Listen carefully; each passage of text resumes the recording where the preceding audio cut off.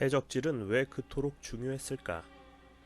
가장 빠른 시간에 가장 빨리 부자가 되려면 어떻게 해야 할까? 우리는 사실 알고 있다. 남의 부를 훔치면 된다. 때문에 16세기 영국의 방식은 그 어떤 방법보다 탁월했다고 할 수 있다. 예컨대 16세기 초 에스파냐와 포르투갈인들은 신대륙을 발견하고 원주민들의 노동을 착취하고 재산을 강탈해서 열심히 금은, 향신료 등 사치품을 만들어내고 있었다.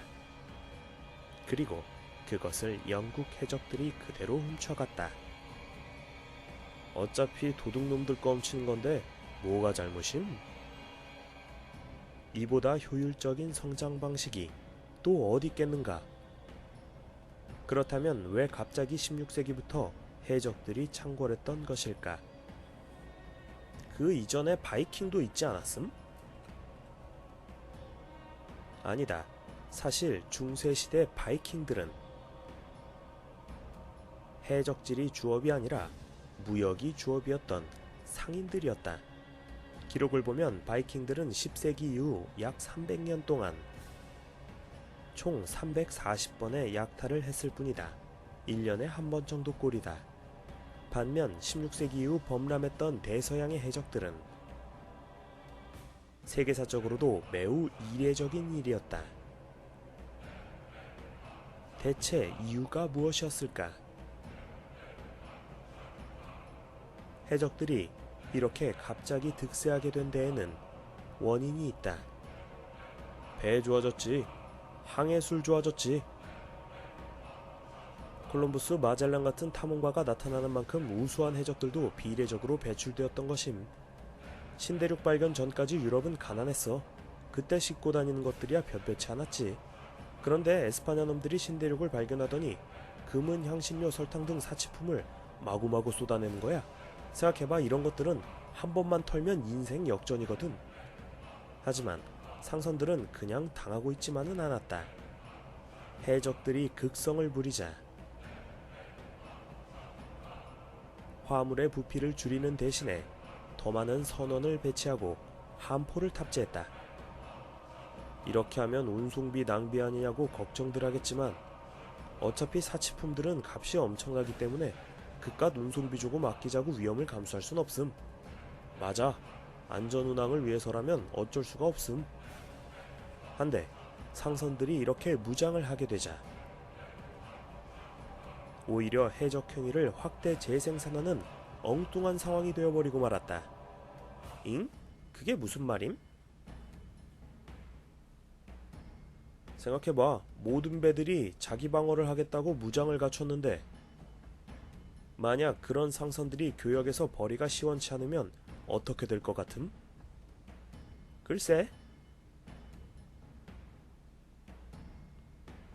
무기도 있겠다. 마침 지나가는 다른 상선들도 보이겠다. 바로 해적으로 돌변하는 거지. 아,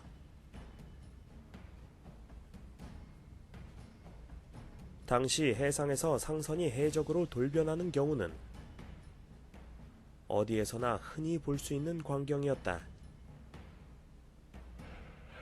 이대로 돌아가면 투자자들한테 문매 맞고 거지 된다. 무역이 시원찮았다면 약탈이라도 해야 한다는. 사실 상선이 무역업자와 해적지를 겸업하던 것은 영국인들이 최초는 아니었다.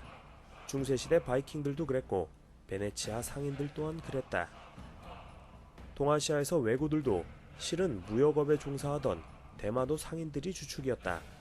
결국 전통시대 상인과 해적은 한 끗 차이였던 것이다. 다만 중세 해적과 근대 서양 해적은 이런 점에서 달랐다. 근대 서양 해적들은 주로 상선을 털어먹었지만 중세 해적과 아시아 해적들은 상황이 달랐지. 중세 유럽은 가난해서 귀중품을 실은 상선은 거의 없었고 아시아의 선박들은 부피가 큰 곡식들을 주로 수송했어. 이를테면 세곡선을 생각해봐. 그런데 곡물 같은 건 털어봤자 싣고 가다가 힘만 다 빠짐. 무겁고 부피가 크니까. 그래서 곡물 수송선들은 잘 안 털려. 대신 바이킹들이 아시아 해적들은 해안가 마을을 털었지. 영국의 동반자 네덜란드. 16세기 중반 네덜란드는 에스파냐로부터 독립운동을 하게 된다. 개신교를 믿는 네덜란드가 가톨릭 국가의 지배를 받지 않겠다는 게 그 주된 이유였다. 이때 영국은 물심양면으로 네덜란드의 독립을 도왔다. 엘리자베스 여왕, 에스파냐 망하는 일이라면 무조건 돕는다.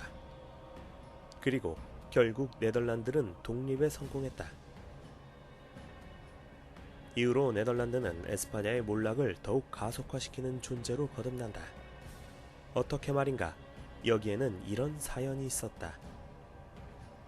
16세기 들어 네덜란드는 동유럽에 곡물을 수입하기 시작했는데 곡물 같은 건 해적들이 보기엔 메리트가 떨어졌다.